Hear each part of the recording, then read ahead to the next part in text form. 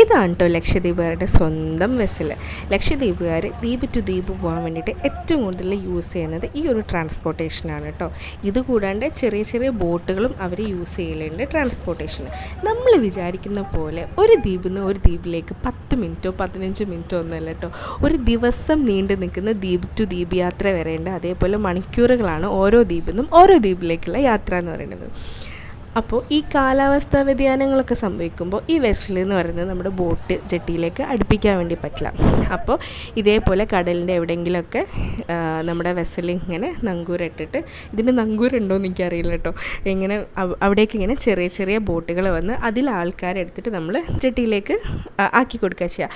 സത്യം പറഞ്ഞിട്ടുണ്ടെങ്കിൽ ഭയങ്കരമായിട്ട് നമ്മളൊക്കെ പേടിച്ച് പോയിട്ടുണ്ടായിരുന്നു. കാരണം ഈ വെള്ളം ഇങ്ങനെ അല അടിക്കുമ്പോൾ ഈ ബോട്ടും ഈ വെസലും നമ്മളിങ്ങനെ കൂട്ടിമുട്ടുമ്പോൾ നമുക്കത് ഭയങ്കര പേടിപ്പെടുത്തുന്ന ഒരു അനുഭവം തന്നെയായിരുന്നു കേട്ടോ. ശരിക്കും പറഞ്ഞാൽ ഒരു റിയൽ അഡ്വഞ്ചർ തന്നെയായിരുന്നു ഇത്.